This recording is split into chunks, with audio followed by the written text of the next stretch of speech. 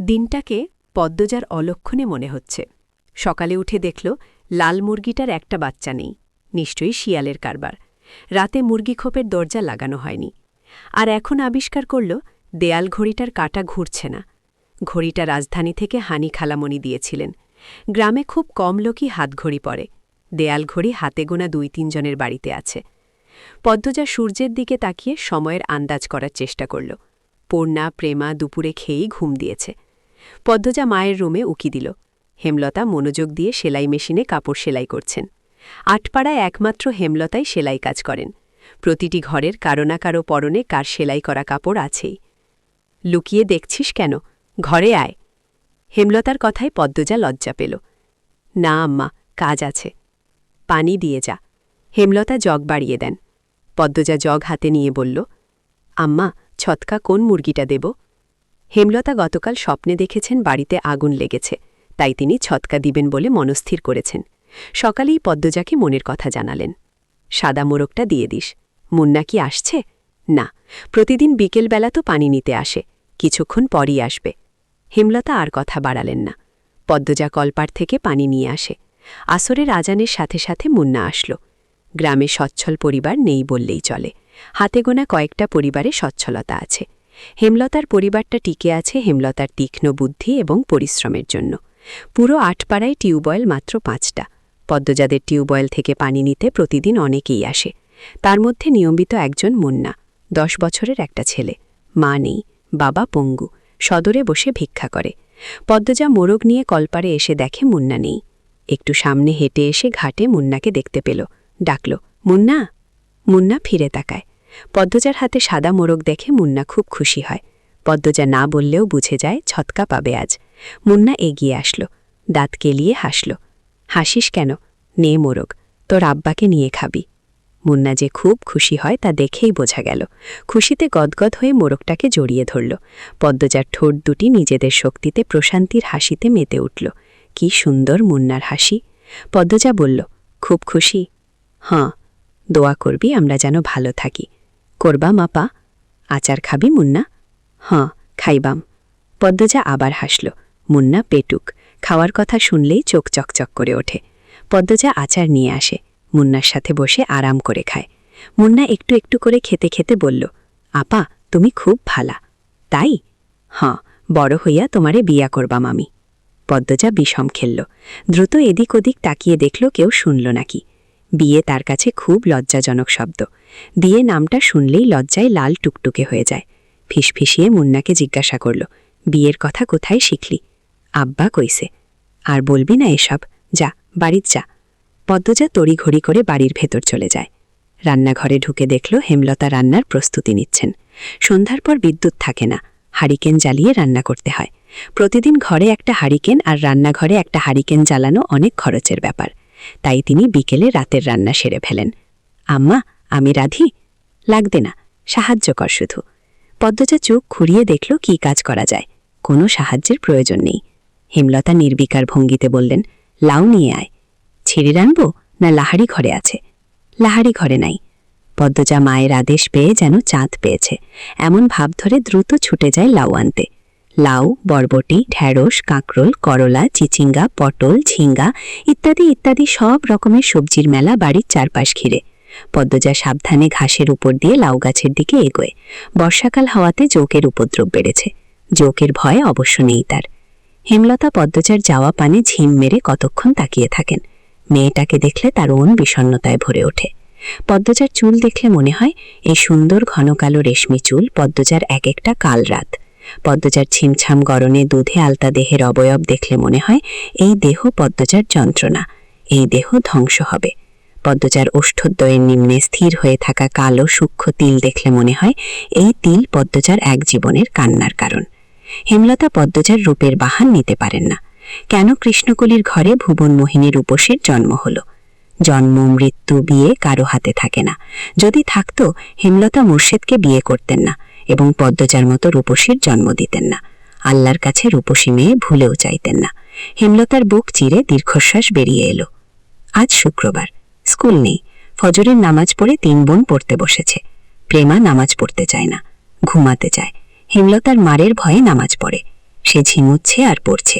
তা দেখে পদ্মজা আর পূর্ণা ঠোঁট টিপে হাসছে। হেমলতা বিরক্ত হন। প্রেমার তো পড়া হচ্ছেই না, সেই সাথে পদ্মজা পূর্ণার মনোযোগ নষ্ট হচ্ছে। তিনি কর্কশ কণ্ঠে ধমকে উঠলেন, প্রেমা, ঘুমাচ্ছিস কেন? ঠিক হয়ে পড়। প্রেমা সচকিত হল। চট করে চোখ খুলে ভয়ে তাড়াতাড়ি পড়া শুরু করল। হেমলতা কিছুক্ষণ পর স্বাভাবিক গলায় বললেন, পড়তে হবে না, ঘরে গিয়ে ঘুমা। প্রেমা একটু অবাক হয়, পরেই খুশি হয়ে ছুটে যায় ঘরে। পূর্ণা মুখ ভার করে ফেলল। তারও তো পড়তে ইচ্ছে করছে না, কিন্তু মা কখনো তাকে ছাড় দেন না।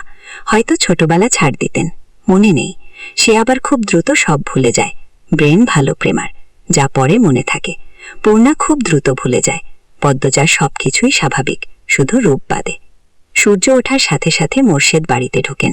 হাতে ঝাঁকি জাল আর বড়শি, কাঁধে পাটের ব্যাগ ঝুলানো। ভোরে মাছ ধরতে গিয়েছিলেন। মোর্শেদ বাড়ি ফিরলে পূর্ণা আর প্রেমা সবচেয়ে বেশি খুশি হয়। মাছ খেতে পারে অনেক। অর্থের জন্য হেমলতা খুব কম মাছ আনেন।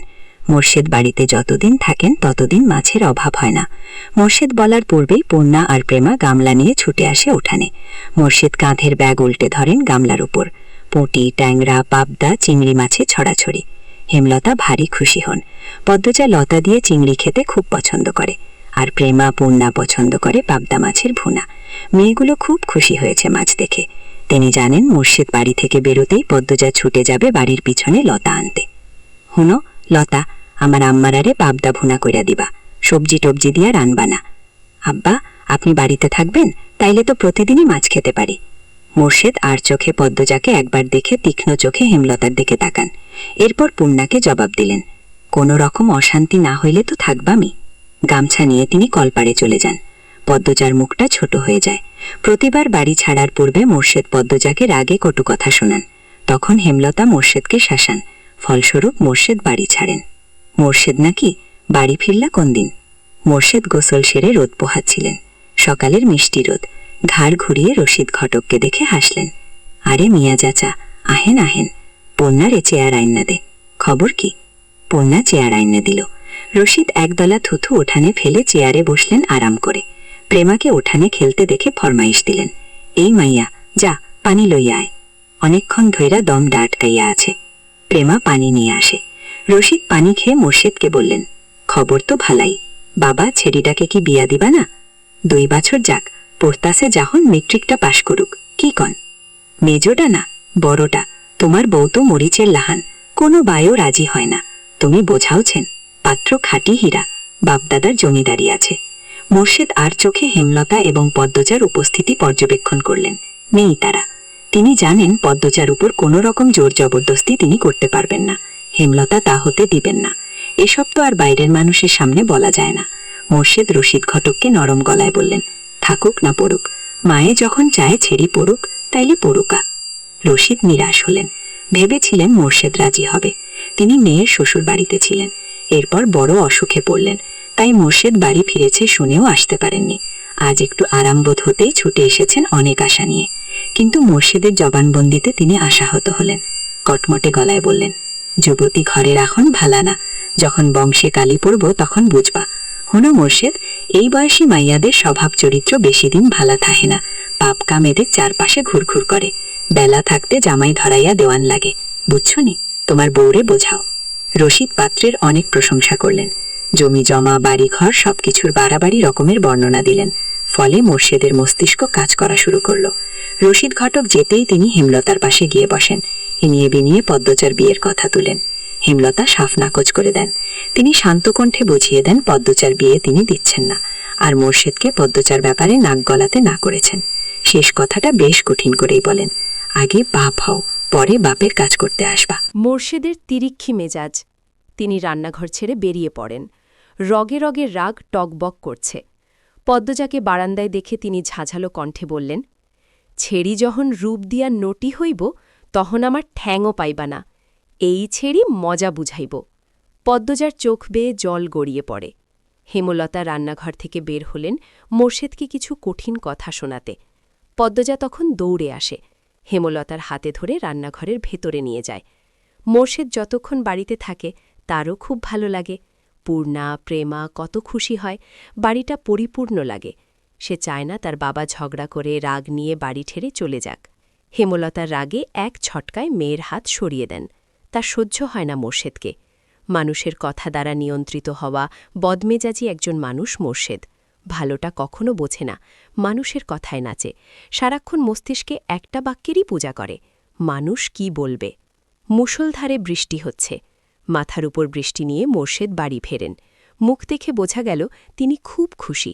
হেমলতাকে ডেকে বললেন, 1 মাসের লাইগা ঘরটা ছাইরা লাহারি ঘরে উইঠা পড়। কিসের দরকারের জন্য? শুটিং করার লাইগা মাতব্বার বাড়ির যারা আইছে তারার বলি আমরার বাড়ি পছন্দ হইছে, বিরাট অঙ্কের টাকা দিব কইছে।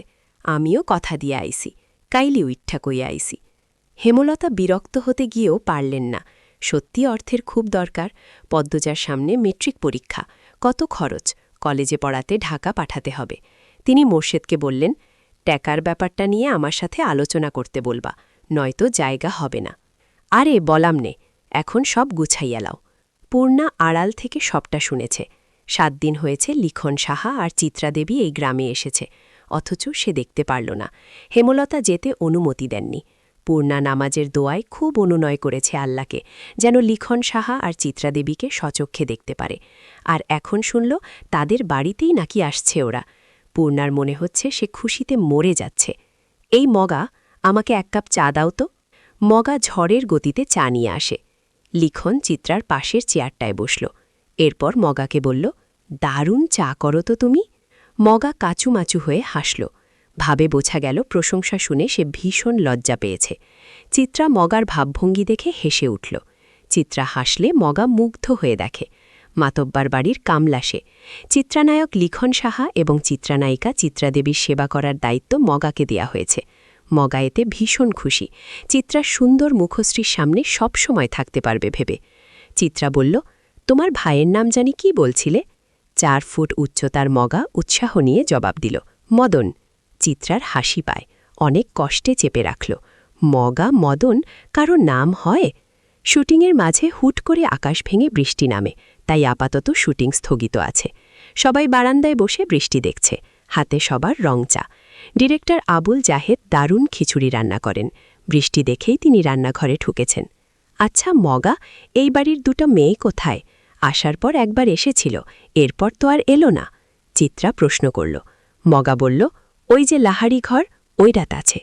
লাহারি ঘর মানে কি? মগার বদলে লিখন বলল, যে ঘরের অর্ধেক জুড়ে ধান রাখা হয় আর অর্ধেক জায়গায় চৌকি থাকে কামলাদের জন্য, ওই ঘরকে লাহারি ঘর বলে এখানে। বোঝা গেছে? চিত্রা চমৎকার করে হাসল। বোঝা গেছে। মগা, বৃষ্টি কমলে লাহারি ঘরে যাব, ঠিক আছে? আইচ্ছা আপা। এই লিখন যাবা? ওই তো সামনেই, আলসেমি করো না। মগা হৈ হৈ করে উঠল। না না, ব্যাঠা লইয়া যাওয়ান যাইত না, বাড়ির মানা আছে। লিখন মগার না করার ভাব দেখে ভীষণ অবাক হল। চিত্রা প্রশ্ন করল, মানা কেন? বাড়ির বড় ছেড়িটারে তো আপনারা দেখেন নাই, আগুন সুন্দরী। এই লিখন ভাইয়াল্লাহান বিলাই চোখা। ছেড়িডারে স্কুল ছাড়া আর কোনো হানো যাইতে দেয় না। বাড়ি দিবার আগে কইয়া রাখছে লাহারি ঘরে ব্যাঠা মানুষ না যাইতে। এই ছেড়ি লইয়া বহুত তাক ইচ্ছা আছে। চিত্রা বেশ কৌতূহল বোধ করল। লিখন তীক্ষ্ণ ঘোলা চোখে লাহারি ঘরের দিকে তাকাল। 1.5 দিন হলো এখানে এসেছে। উঠানে শেষ মাথায় থাকা লাহারি ঘরটা একবারও মনোযোগ দিয়ে দেখা হয়নি। সামনের দরজাটা বন্ধ। 2টো ছোট মেয়ে এসেছিল ঘরটার ডান পাশ দিয়ে। ঘরটার ডানে বামে পিছনে গাছপালা। বাড়িটা পুরনো হলেও দারুণ, তবে এই মুহূর্তে তার অন্য কিছুর প্রতি তীব্র কৌতূহল কাজ করছে। লাহারি ঘর 2 ভাগ করা হয়েছে চাদরটা নিয়ে। এক পাশের চৌকিতে হেমলতা এবং মোর্শেদ থাকেন, অন্য পাশের চৌকি পদ্মজা, পূর্ণা ও প্রেমার দখলে। লাহারি ঘরের পিছনের দরজা আপাতত প্রধান দরজা হিসেবে ব্যবহৃত হচ্ছে।